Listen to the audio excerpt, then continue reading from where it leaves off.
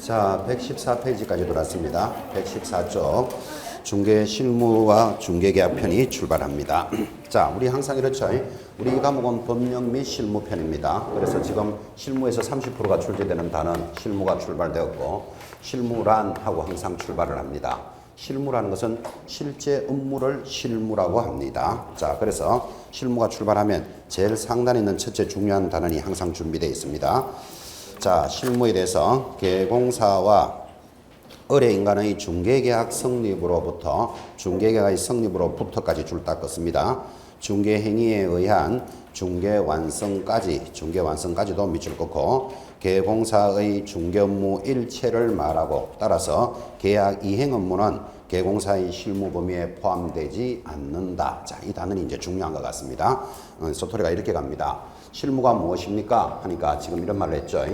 물건을 파는 자 갑이 있고 사는 사람 을이 있습니다. 개공사가 중개를 하는데 중개계약으로부터 그랬잖아요.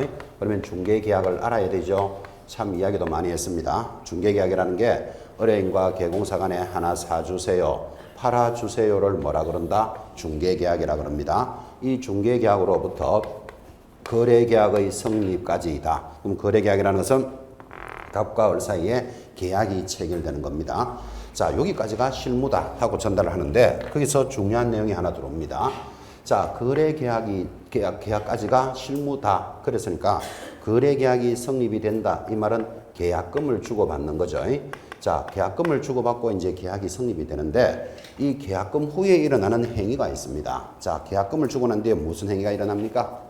계약금을 주고받고 나면 중도금을 주고받습니다. 맞습니까? 잔금도 주고받고 잔금을 주고받고 나면 등기 이전의 업무가 따라오지만 이런 것들은 실무다 아니다, 실무가 아니다 하는데 큰 의미가 있습니다. 자, 그럼 지금 현장에 나가보면 개공사들이 계약금까지만 딱 관리하고는 중도금, 잔금, 등기 이전을 거래의 이행 업무라 부르는데 이행은 당신들끼리 하세요. 이렇게 됩니까? 잘 관리를 합니까? 관리를 하고 있죠. 그러니까 현실적으로는 잘 관리하는데도 불구하고 실무가 아니다 하니까 법률과 현실이 다른 이런 부분들을 주의해서 잘 보셔야 된다. 그죠? 자, 시험에서 개공사는 중도금, 잔금 등 이행 업무까지 성실하게 이행하여야 한다 하면 X입니다. 현장에서는 당연히 이행을 하지만 실질적으로는 실무에 포함되지 않음을 주의하셔야 됩니다. 자, 그러면 실무는 아닌데 지금 현장에 가면 개공사들이 중도금, 잔금, 등기 업무까지도 잘 챙겨줍니다. 지금 왜 챙겨줄까요? 서비스 차원에서 챙겨주는 거지 법률적인 모습은 아니다 라는 모습도 잘 이해하시고 첫째 단원에서 주의하셔야 될 것이었습니다.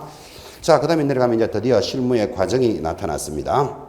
자, 실무의 과정 번호가 밑으로 1, 2, 3, 4, 5 붙었습니다. 첫째 의뢰 접수받고 2번 계획을 수립하여 3번 중개대상물에 대해서 조사 확인을 잘해서 4번 중개활동, 이를 판매활동이랍니다. 판매활동이 되면 5번 중개가 완성되겠죠. 자, 이 5가지를 뭐라고 부른다? 실무의 과정. 그리고 이 과정에는 뭐를 한다? 하고 이제 오른쪽에 제시를 해주고 있습니다. 자, 이 의뢰 접수 과정 5가지가 순서에서 잘 묻습니다. 시험에서. 이 5가지를 확 섞어놓고 순서가 올바른 것을 찾으시오 하고 들어오더라도 여러분 기죽을 필요 없는 게 1번 중개 의뢰 접수가 되어야 뭐가 시작된다는 것에 대해서는 동의하시겠죠. 그리고 마지막은 뭐죠? 중개의 완성. 중개의 완성이 뭐다? 거래 계약의 체결이에요. 그래서 1번하고 5번은 딱 정해져 있어요, 지금. 그러니까 중간에 2번, 3번, 4번을 왔다 갔다 하면서 순서를 돌릴 수밖에 없어. 그래서 1번하고 5번을 딱 명기를 해 놓으시라고 지금. 그죠?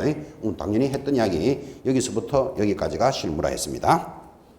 제일 하단 작은 글씨 중개의 3요소가 나타났습니다. 개공사 동그라미, 의뢰인 동그라미, 중개대상물 동그라미. 자, 이 중개의 3요소도 중요합니다. 자, 지금 이게 이제 그림이 수십 분을 보는 이 그림이고 중개하는 그림인데 이런 중개가 되기 위해서는 3가지 요소가 있다. 지금 이랬고 3가지 요소. 첫 번째 뭡니까? 중개 대상물이 있어야 한다. 여러분 물건이 없으면 사고 팔 게 없잖아요. 물건이 있어야 됩니다. 있어도 의뢰인이 팔아달라고 하지 않으면 전개가 안 되겠죠. 물건이 있는데 의뢰인이 없다. 그럼 중개 안 되는 거예요. 물건도 있고 의뢰인이 있어도 개공사가 없으면 중개는 안 되죠. 자기들끼리 사고 팔더라도. 그래서 중개가 되기 위한 3요소는 그림을 보고 딱딱 집어야 돼요. 이것을 3요소라 해요. 첫째 뭐 중개 대상물, 의뢰인, 개공사를 3요소라 한다고요.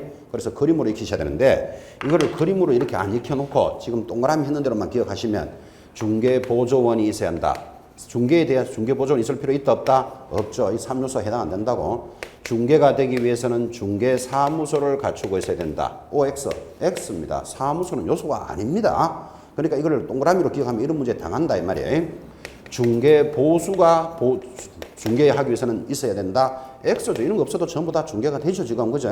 그러니까 중개의 3요소도 가볍지만 동그라미로 체크하시지 말고 뭘로 기억해라? 그림으로 기억하기 바랍니다. 요것을 중개의 3요소란다. 이렇게 따라 들어가야 됩니다. 그냥 이런 문제가 석 들어오면 지금은 아닙니다. 하지만 여러분들은 이런 거 들어오면 못 잡아낸다고. 다 있어야 될 것 같더라. 보조원, 중개사무소, 중개보수도 있어야 될 것 같잖아요. 지금 그죠? 주의하셔야 됩니다. 그런데 그림으로 볼 때는 조금 아쉬운 게 그림으로 기억하면 좋은데 여기 있는 매수자, 어른 동그라미 해야 된다, 안 해야 된다?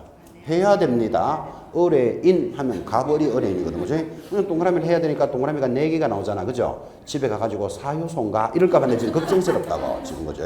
3요소입니다, 3요소. 그림을 할 때는 요것만 주의하셔야 돼요. 그래서 여러분한테 지금 이 그림을 이렇게 수십 번을 그리지만 중개란 이 그림을 그릴 때 막 그리는 거 아니죠? 요소를 딱 갖추고 그림을 그려놓은 거예요. 그래서 이 그림도 상당히 잘 만드는 그림이죠. 누가 만들었다? 몰라도 되고 하여튼. 그래서 이 중개라는 그림을 수업할 때마다 수백 번을 그리잖아. 그죠? 그 그림은 막 만드는 게 아니라니까. 그죠? 요소를 딱 갖추고 정리를 하고 있습니다. 자, 그래서 중개의 3요소는 무엇으로 기억을 한다? 그림으로 요것을 3요소란다. 자, 드디어 이제 실무가 출발합니다. 오른쪽 115페이지 중개계약 여기서부터 출발하잖아요. 자, 중개계약이 무엇입니까? 설명 다 했습니다. 의가 뭐라고요? 의뢰인과 개공사 간에 일어나는 것을 뭐라 그런다? 중개계약. 하나 사주세요, 팔아주세요에서부터 이제 실무가 출발을 합니다. 내려가면 2번 법률적 성질. 자, 보세요. 이런 중개계약, 이 중개계약도 계약이잖아요. 그러니까 중개계약도 계약으로서의 법률적인 성질이 있다고요. 첫 번째 성질이 뭐다? 낙성 불효식 계약이다. 이 계약의 기본 성질이죠. 뭐 계약에 다음에 나오는 게 낙성 불효식인데 혹시 요물 요식하면 X다. 이렇게까지 문제까지 다 걸어놨습니다. 유상 쌍무 조건부 쌍무 계약이고 내려가면 민사중개계약 별표합니다. 민사중개계약이 시험에 한 3번 나오는데 옆에 상사중개 들어오면 X 할 준비하라고 지금 답까지 다 가르쳐 줍니다. 민사중개의 성격이고 비전형 무명계약이고 또 혼합계약이고 위임유계약 유사설 위임계약의 동그라미 요거는 옆에다가 판례가 적어놓고 판례가 제시하는 것으로서는 위임계약 유사설이 적용됩니다. 자, 내려갑니다. 3번 중개계약의 종료 돌았습니다. 자, 종료가 돌았는데 자, 종료 그 단어를 보시기 전에 여기부터 먼저 봅니다. 중개계약의 종료되었다. 하나 사주세요, 팔아주세요가 중개계약이잖아요. 이게 종료되는 시점이 어딥니까? 종료되는 시점 있잖아요. 1번 계약 기간의 경과 동의하시겠습니까? 다음 달까지 아파트를 사주세요 하면 다음 달까지 사줘야 되죠. 3년쯤 있다가 지금 사줄까? 이래가 될 문제는 아니잖아요. 이게 그죠? 기간의 경과 중개의 완성. 자, 중개가 완성됐단 말이 무슨 말이다? 계약이 체결이 되면 중개계약은 끝나는 거예요. 계약의 해지. 그렇죠. 우리 없는 걸로 하자 하는데 말릴 사람 아무도 없죠. 당사자들의 해지. 마지막으로 파산 선고, 사망, 개공사의 금치산 선고 등 이를 뭐라 그런다? 중개가 불능되면 물건이 없어지거나 당사자들이 사망했다. 그럼 중개할 수 없죠. 그죠? 뭐 이걸 불능. 이게 종료 시점입니다. 자, 종료 시점 하나, 둘, 셋, 네 가지를 유심히 보시면서 바로 밑에 제2중개계약으로 중개계약은 종료되지 않는다. 이런 걸 좀 체크하셔야 되는데 제2중개계약이 뭔지 알아야 이해가 되겠죠. 그래서 제2중개계약은 이렇게 여러분한테 전달했습니다. 자, 물건을 파는 자 갑이 있고 사는 사람 을이 있습니다. 개공사가 중개를 하는데 의뢰인이 아파트 하나 팔아주세요 하고 의뢰가 들어옵니다. 이를 뭐라 그런다? 중개계약 그럽니다. 자, 그러면 개공사가 매수자가 있으면 계약을 하면 되잖아. 그죠? 근데 팔아달라는 사람은 왔는데 매수자를 못 구했어요. 그러니까 B 개공사에게 야, 네가 매수자를 좀 찾아와라. 이렇게 할 수도 있겠죠. 자, 이를 1중개를 하면 이를 뭐라 부른다? 2중개계약. 그렇게 부른다고요. 자, 그러면 2중개계약이 뭡니까? 개공사와 개공사 간에 일어나는 중개계약이다. 됐습니까? 한 번 더 할까요? B가 매수자를 찾아라는데 B도 없다. 친한 사람 C 계공사에게 당신이 매수자를 좀 찾아봐라. 또 계공사와 계공사 간의 중개가 일어날 수 있죠. 이거를 뭐라 그런다? 3중개 이렇게 해야 이렇게 하면 되겠죠. 1중개, 2중개, 3중개. 그러니까 밑에 것들은 그냥 싹 다 묶어서 재중개 계약 그렇게 돼요. 여러분 대리 들어보셨죠? 대리가 또 대리를 주면 복대리, 또 대리를 주면 복복대리, 복복복복 대리가 계속 나오지만 복대리 이하는 전부 다 복대리예요. 그죠? 그래서 제일 먼저 중개계약이 있었고 계공사와 계공사 간에 일어나는 걸 뭐라 그런다? 제2중개계약 또는 그를 재중개계약 그런다고요. 재중개계약은 중개계약이 끊어지는 시점입니까? 계속 이어지는 겁니까? 이어지는 거다. 그래서 거기 3번의 박스 밑에 보면 제2중개계약 그 줄거놓고 재중개계약 그래도 돼요. 재중개계약으로 중개계약은 종료되지 않는다. 이해하시겠죠? 그런 것들.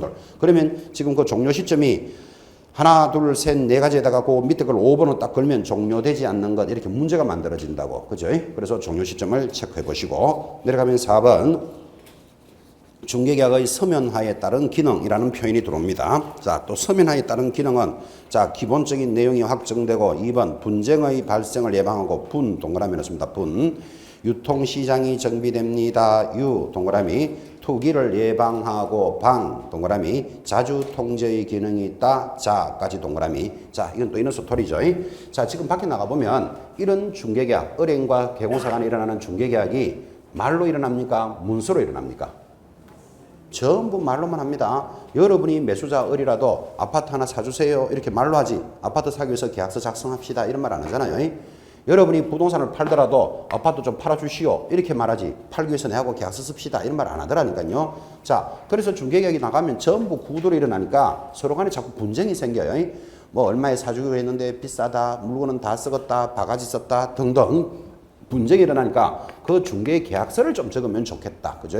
적으면 어떤 좋은 점이 있다? 지금 했잖아요. 분쟁을 예방하고 토기를 방지하고 유통시장이 개선되고 그래서 그걸 싹 묶어서 중개 계약서를 작성하면 어떤 점이 좋다? 자, 유, 분, 방하다라는 특징이 있다. 이거 기억하라 그랬잖아요. 자, 유, 분방하다. 자가 뭐죠? 자주적 통제가 되고 통제되죠. 자주적 통제는 유통시장이 정비되고 분쟁을 예방하고 투기를 방지하는 기능이 생기더라. 자유분방하다. 그런데 중개계약서를 작성하면 뭐 예를 들어서 수수료를 쉽게 받을 수 있다. 이런 문제 탁 걸어놓고 해당되지 않는 것 이런 문제가 들어옵니다. 여러분 중개계약서를 적는다고 수수료를 줍니까? 계약이 체결되어야 수수료가 나옵니까? 계약이 체결되어야 되잖아요. 그죠? 뭐 이런 것들을 대비하기 위해서 중개계약서를 작성하면 좋은 점 뭐다? 자유분방하다. 이런 걸 한번 들어놓으셔야 되고 이제 그냥 넘어가시면 중개계약의 유형 우리말로 하면 종류가 나왔습니다. 자, 유형 옆에다가는 종류 이렇게 한번 적어보시고 자, 그러면 중개계약에서부터 지금 실무가 출발되는데 이런 중개계약의 종류가 여러 가지가 있다. 그 종류와 그 특징들인데 제목부터는 반드시 기억해 놓으셔야 됩니다. 자, 1번에 일반 보통 중개계약 줄 딱 긋습니다. 2번 전속 중개계약, 3번 독점 중개계약, 4 공동 중개계약, 5번 순가 중개계약. 요 5가지는 서론에서 제일 출제가 잘 되니까 꼭 짚으셔야 된다. 지금 강조했고. 자, 일반 보통 중개계약은 어떤 겁니까? 첫째 줄에 불특정 다수의 계공사에게 합니다. 불특정 줄 닦고 놓고 이런 이야기를 하는 거죠. 자, 일반 중개계약이라는 것은 자, A에게만 사달라 그래야 된다. B나 C 누구에게라도 할 수 있다. 누구에게도 할 수 있죠. 이렇게 일반적인 중개계약은 이렇게 누구에게 불특정 다수에게 해놓고 수수료는 어떻게 지급합니까? 먼저 체결한 사람에게 지급하겠다. 이를 뭐라 그런다? 일반 보통 중개계약. 그러니까 이렇게 일반적인 중개계약은 책임감이 있다? 없다? 책임감이 없다고. 왜 없는가 하면 내가 열심히 일한다고 수수료 받는다는 보장이 있다 없다? 없죠. 시간과 노력과 경비를 들여서 광고를 열심히 해도 다른 사람 계약해버리면 꽝이에요. 그죠? 그러니까 일반적인 중개계약은 책임감이 없다가 특징이에요. 이게. 교재 한번 봅시다. 불특정 의뢰에게 경쟁적으로 의뢰하는 계약으로서 가장 먼저 성사시킨 계공사에게 수수료를 지급한다. 특징, 우리나라에서 가장 일반적인 계약의 형태로서 계공사와 의뢰인 줄거에 대해 모두에게 불리한 형태. 그래서 여러분들 시험에서 모두에게 불리한 것 찾아라 하면 답이 뭐다? 일반 보통 중에 이걸 찾아내라 이 말이에요. 뭐 별로 불리하지도 않고만 이래 싶으면 내년에 다시 만납니다 지금. 그래서 의뢰인과 계공사 항상 불리한 것 하고 물으면 답이 뭐다? 일반 보통 중개계약. 자, 그래서 이런 게 책임감이 없으니까 도입한 게 뭐다? 전속 중개계약을 도입하고 이 전속 중개는 우리 법령편에서도 한 시간을 별도로 공부하고 있습니다. 자, 특정한 계공사를 정하여 특정한의 밑줄 그 계공사에 한하여 당해 중개 대상물을 중개하도록 하는 계약으로서 유효기간 내에 스스로 발견한 상대방이면 수수료는 지급하지 않고 보수를 실비를 지불한다. 이런 거 동반적이 있습니다. 특징 현행 전속중개계약서상 전속중개계약은 의뢰인이 스스로 발견한 상대방과 직접 성사시킨 경우에도 법정 보수의 얼마의 범위 내에서 50% 범위 내에서 실비를 비용합니다. 그래 이런 것들이 차이가 난다, 그죠? 그리고 바로 밑에 당구장표 별표죠. 특징 의뢰인과 계공사 모두에게 유리한 것을 찾으시오 하면 답이 뭐다? 전속중개계약 이런 걸 찾아내야 된다. 지금 그렇게 강조하고 있습니다. 자, 이제 한번 독점 중개계약입니다. 특정 계공사에게 독점적으로 의뢰하는 형태로서 미국 동그라미 딱 해놓고 미국에서 주로 이용되는 것 하면 답이 뭐다? 독점 중개계약인데 독점 중개계약은 누가 체결하든 항상 수수료는 발생하게 해주겠다. 그래서 특징이 계공사에게 가장 유리한 형태 이런 걸 줄 것입니다. 4번 공동중개계약이 있습니다. 계공사와 단체나 부동산 거래센터 또는 두 사람 이상의 계공사들이 공동활동으로서 이어지는 시대인데 부동산 중개업의 줄 것입니다. 조직화와 능률화에 가장 이상적이다. 그리고 IT 시대에 적합한 형태. IT가 뭐지요? 정보통신 시대, 그러니까 컴퓨터 등을 통해서 거래하는 형태가 공동중개다. 그죠? 여러분 부동산 거래 정보망 공부하셨죠? 그죠? 서울에 있는 여러분이 제주도에 있는 계공사와 연락해서 제주도 물건도 거래할 수도 있습니다. 이를 공동중개라고 합니다. 마지막 5번 순가 시험에 제일 잘 나옵니다. 의뢰인이 계공사에게 줄 것입니다. 미리 매도 매입 가격을 제시까지 줄 거놓고 그 가격을 초과하는 거래가 성사된 경우 초과된 부분을 계공사가 수수료로 받는 계약을 말합니다. 뭐 굳이 그림으로 그린다면 순가 중개는 이런 모습이죠. 글자는 순하게 순가 해놓고는 나쁜 놈들은 여기 다 갖다 붙어 있습니다. 지금 뭐라고 했는가 하면 미리 가격을 정합니다. 그러니까 이 부동산이 팔리지도 않았는데 이거 10억에 팔자. 미리 가격을 정해놓고 나머지가 있다면 나머지 알파를 뭘로 하자? 수수료로 하자. 이런 형태를 순가 중개다 그럽니다. 자, 그러면 팔리지도 않는데 미리 가격을 제시해놓고 초과 부분이 수수료인데 계공사가 얼마나 일을 열심히 하는지 15억에 팔았습니다. 수수료가 얼마다? 5억이다. 그런 개념이 순가입니다. 다시 이 땅을 2천만 원에 팔아주세요. 그랬어요. 그런데 계공사가 1억에 팔아왔다. 수수료 얼마? 8천만 원. 배보다 배꼽도 더 크다, 그죠? 이런 형태가 순가니까 이제 나오는 나쁜 말들이 다 갖다 붙겠죠. 투기를 조장하고 거래 질서를 문란하게 하고 허위 과장 광고의 원인이 되고 이거 한 30억은 된다고 노래해야 15억이라도 팔릴 거 아니라, 그죠? 그리고 금지행위로서 초과하여 금품을 받으면 1년 징역 1,000만 원 벌금에 해당되는 것 하고 물으면 답이 뭐다? 순가. 그래 찾아내셔야 돼요. 시험에 제일 잘 나옵니다. 117페이지 제일 상단 특징에 보시면 초과 금품 수수로 현행 법령상 금지될 수 있고 거래 가격 상승을 초래할 위험이 있으며 그러나 순가중개계약 자체가 위법은 아니다. 이런 것도 체크하셔야 돼요. 자, 이 순가중개계약을 하는 자체를 위법으로 볼 수는 없죠. 왜? 수수료를 초과 안 하면 되니까. 그죠? 초과하게 되면 위법이다. 그런 개념도 한번 잡아보시고. 자, 이제 6번 중개계약서에 대해서 우리가 법령에서 공부했죠. 중개의뢰인은 중개의뢰 내용을 명확하게 하기 위하여 필요한 경우에는 계공사에게 다음 각호 사항을 기재한 중개계약서 작성을 적었습니다. 요청할 수 있다. 그래서 중개계약서는 이렇게 중개계약서를 적으면 자유분방하다라는 특징이 있는데 중개계약서는 반드시 작성을 하여야 한다, 할 수 있다. 할 수 있다. 해도 되고 안 해도 되는 사항입니다. 자, 그런데 만약에 중개계약서를 작성하게 되거든 다음과 같은 필수 기재사항이 있습니다. 필수 기재사항 1번 중개 대상물의 위치와 규모는 반드시 적어라. 물 동그라미 거래 예정 가격 가 동그라미 예정 가격이 이루어졌을 때 중개 보수를 적어야 분쟁이 안 생기겠죠. 3억에 사주면 수수료는 얼마로 하자 딱 적어 놓습니다. 보수할 때 수.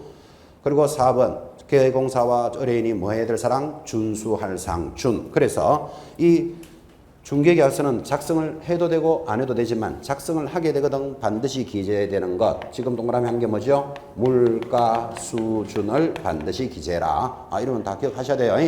물이 뭡니까? 중개 대상물의 위치와 규모, 거래 예정 가격, 보수 적어야 분쟁이 안 생기죠. 그리고 서로 지킬 사항, 준수 사항이니까 물가 수준을 반드시 기재하는데 자 여기다가 뭐 공법상 제한 사항을 기재해야 된다. 취득에 따른 조세를 기재해야 된다. 이런 것들이 시험에 주르륵 준비되어 있습니다. 지금. 그래서 필수 기재 사항은 물가 수준 기억하시고 일반적인 중개계약서는 밑에 내려가면 보관 기간 있다 없다 없다. 옆에 한번 적으시죠. 전속 중개계약은 몇 년? 전속 중개계약서는 3년 보관해야 돼요.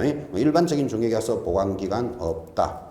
유효기간 있습니다. 원칙은 얼마? 3개월. 예외적으로 당사자 약정으로 정합니다. 그러니까 이 아파트를 3개월 내로 사주세요. 이게 약정은 3개월입니다. 근데 예외가 있다면 당사자 약정에 따라서 예외적으로 할 수 있고 자 이런 중에서는 법정 서식 있다 없다 있습니다. 있다에 줄 닦아놓고 자 그래서 이제 중개계약서도 가볍게 확인하며 보셨고 이제 내려가면 중개 대상물의 수집 방법입니다. 이제 결론은 이거죠. 자 우리가 이제 중개계약에서부터 실무가 출발되는데 하나 사주세요 팔아주세요를 많이 수집을 해야지 뭐가 되겠죠.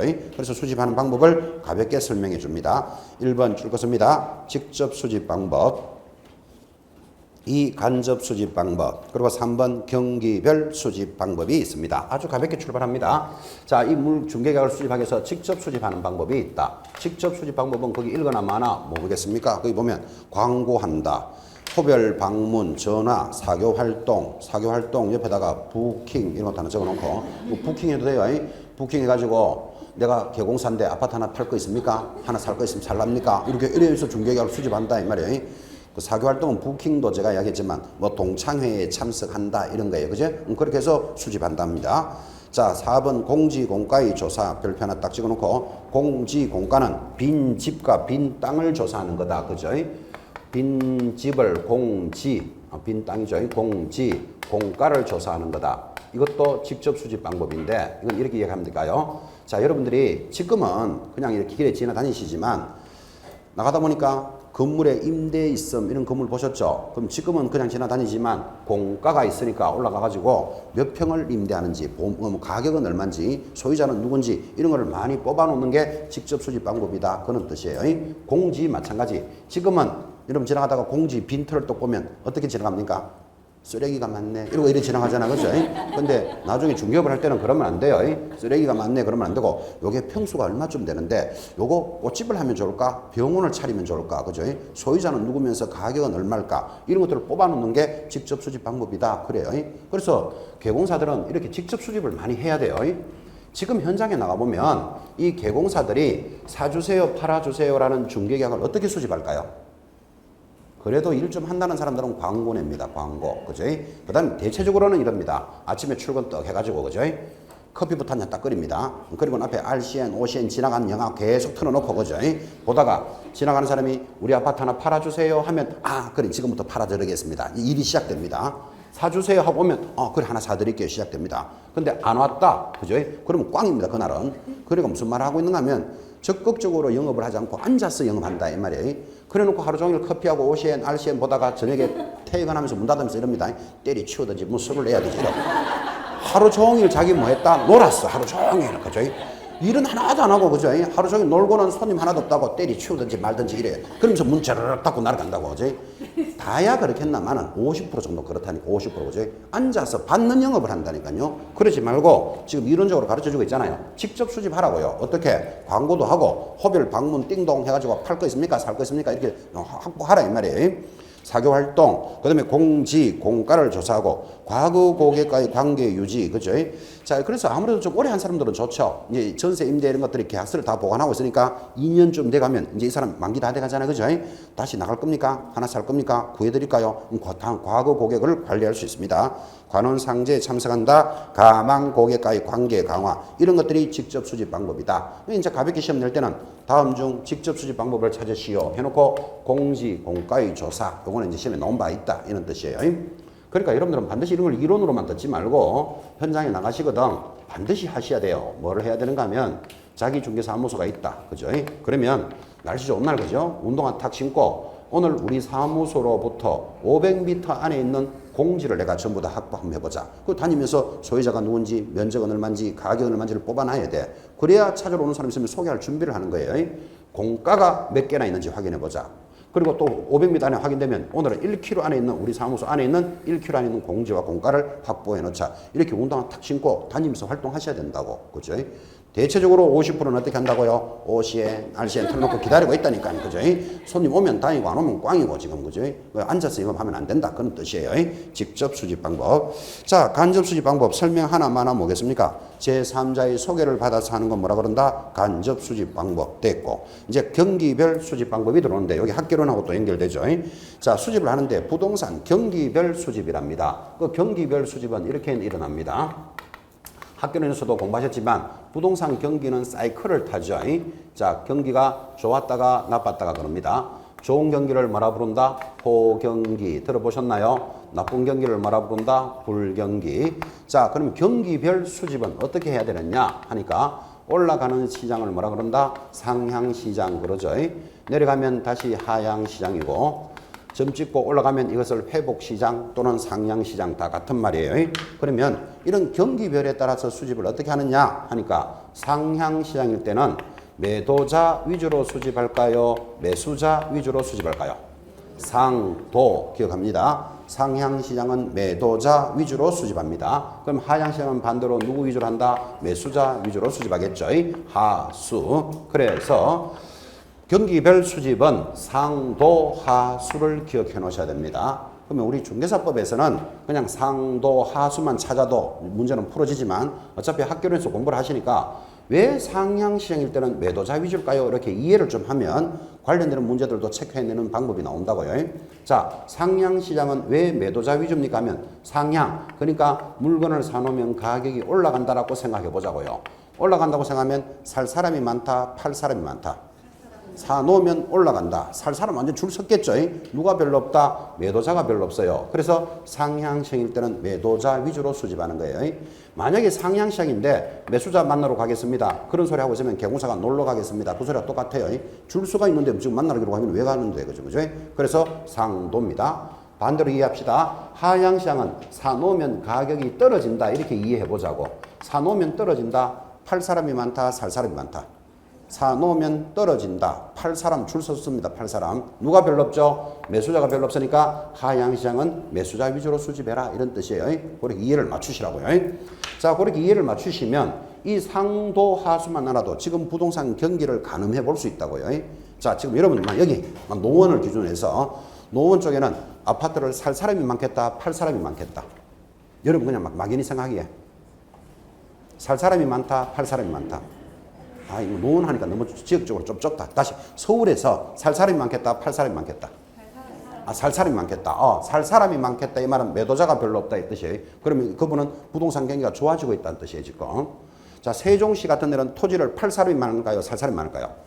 거기는 사고 싶은 사람 많겠죠. 그 세종시 같은 데는 경기가 좋겠죠. 그런 걸 가늠해 볼 수 있다고요. 그래서 상도 하수는 지역에 따라서 시간에 따라서 다 달리 나타나요. 그죠? 자기 스스로도 이렇게 부동산 경기를 한번 가늠해 볼 수도 있다. 그리고 상도 하수가 잘 정리되는 사람은 이렇게 상향시장에서 가격이 이루어진 거래 가격이 있다면 이것은 하향시장에서 보면 이거는 가장 높은 가격이 되는 거예요. 이런 것도 학교론에서 이렇게 하면 느낌이 올 거예요. 자, 어쨌든 물건을 수집하는 방법. 상향시장일 때는 누구 위주로? 매도자 위주로. 하향시장일 때는 매수자 위주로 수집하는데 이렇게 경기에 관계없이 꾸준히 거래가 잘 되는 시장이 있어요. 그런 시장을 뭐라고 부른다? 안정시장이다. 이렇게 부르고 학교에서 어떻게 들었습니까? 비교적 소규모로서 위치가 좋은 시장을 안정시장이다 그럽니다. 자, 소규모라는 게 또 중요한데 지하철역 옆에, 역세권 옆에 있는 규모가 좋고 위치가 좋고 규모가 한 50평쯤 되는 대지 이런 것들은 지하철역 옆에 50평짜리 나대지 이런 것들은 뭐를 해도 할 수 있고 20, 30평짜리 아파트는 언제든지 거래가 되겠죠. 그죠? 그런 시장을 뭐라고 부른다? 안정시장이라 부르고 안정시장은 매도, 매수 모두를 대상으로 풍부하게 물건을 수집해야 된다. 이렇게 이론으로 가르쳐 주는 겁니다. 자, 중개계약이 있어야만 이제 중개 업무가 시작되기 때문에 중개계약을 수집하는 방법, 직접 수집 방법, 간접 수집 방법, 경기별 수집 방법 이제 이런 것들이 이론으로 전달이 되고 있죠. 아주 가벼운 서론입니다. 자, 이렇게 해서 이제 중개계약이 들어왔습니다. 그러면 이제 어떻게 해야 됩니까? 중개대상물을 조사, 확인해야 되는 과정으로 접어듭니다. 이제 실무에서는 이 단원이 제일 중요한 단원이기도 합니다. 10분 쉬었다가 계속 진행하겠습니다.